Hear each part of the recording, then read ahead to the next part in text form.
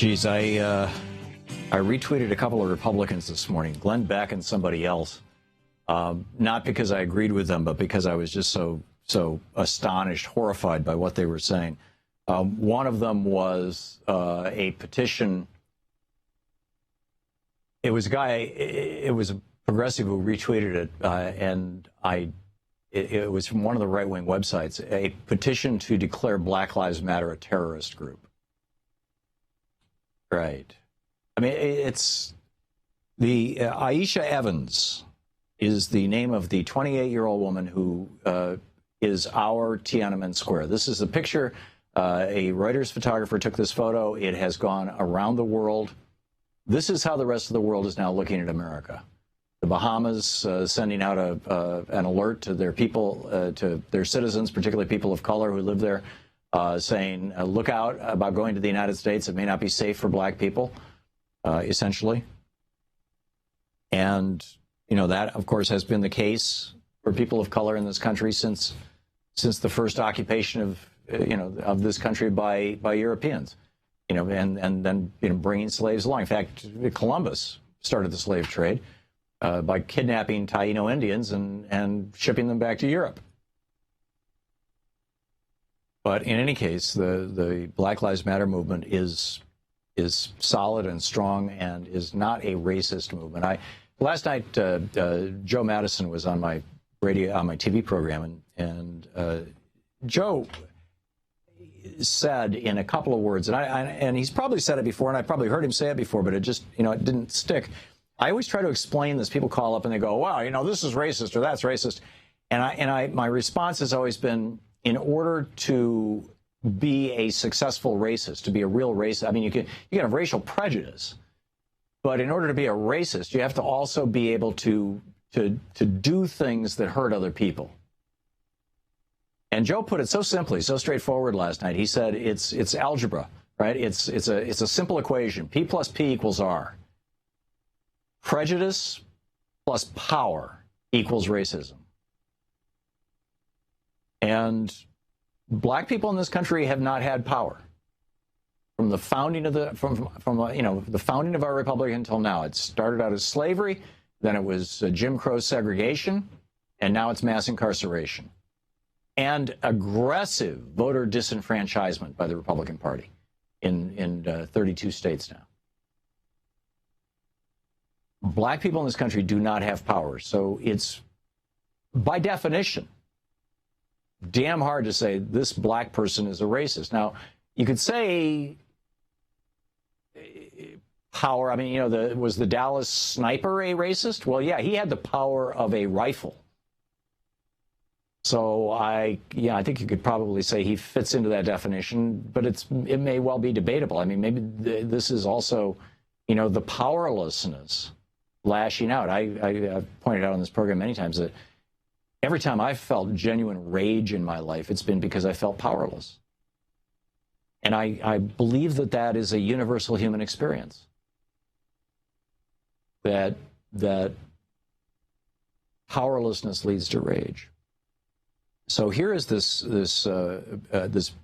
beautiful young woman, and the fact that she's beautiful and young are not the point, but it created an iconic photo, just like her position and posture of just standing there, ramrod straight. I mean, she was standing there like, I am here. As these police officers in Baton Rouge were handcuffing her or moving in to handcuff her. And she's a 28-year-old licensed practical nurse and mother of a 5-year-old son.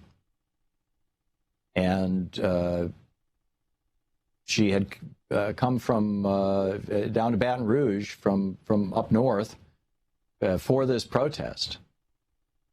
And what a hero. Or heroine? I think hero is the word nowadays. Meanwhile, over on the Republican side, this is where it gets very weird. Meanwhile, over on the Republican side, the Republicans are working out their platform. And this is their law enforcement and criminal justice tentative language. The current administration's lack of respect. Well, it starts out. The men and women of law enforcement, whether patrolling our neighborhoods or our borders, fighting organized crime or guarding against domestic terror, deserve our gratitude and our support. Their jobs are never easy, especially in crisis situations, and should not be made more difficult by political second-guessing from federal officials. Now, political second-guessing from federal officials is the 2016 version of George Wallace back in 1968 saying the federal government has no right to come to Georgia or Alabama or Mississippi and tell us that we must integrate our lunch counters, or that we must allow African Americans to vote. It's the exact same sentiment, just dressed up. You know, again, to quote Joe Madison, I mean, he's so brilliant. It's no longer Jim Crow. It's James Q. Crow, ESQ, right, Esquire. Or anyhow, so then after they say should not be made more difficult by political second guessing from federal officials, this is how craven the Republican Party has become.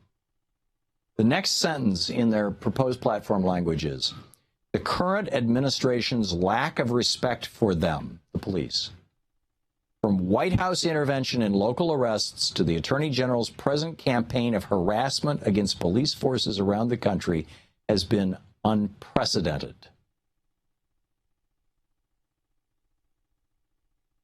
Let's let that soak in. We should just, if the police in Baton Rouge want to go kill some black people, that's not a federal issue. That's a Louisiana issue. I'd say, if Louisiana wants to get millions and millions of dollars in federal support every year because they are a welfare state, and I'm not talking about the people of Louisiana, I'm talking about the Republican government, the Republican-controlled government of Louisiana are the welfare queens of our era. And not just Louisiana, virtually every red state is a taker state.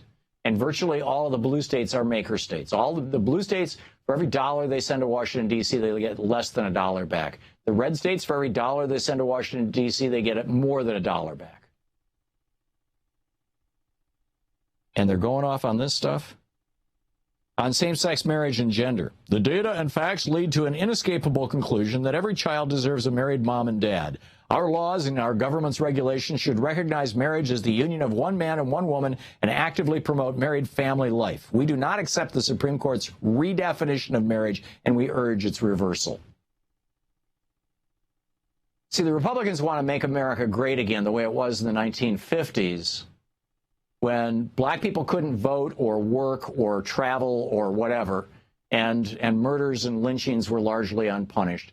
They want to take us back to a time when women knew their place, when patting a woman's butt in the office was considered perfectly acceptable behavior for the boss. In fact, even saying, "Hey, you want a better job? Have sex with me," which seems to be the essence of this lawsuit that Gretchen Carlson has brought against Roger Ailes. Well, Roger Ailes is in his 70s. He's reflecting the values that, if this is true, he would be reflecting the values that, frankly, were normal in this country. I put normal in scare quotes back in the 50s. The Republican platform gets even more bizarre. I'll share more of this with you after the break.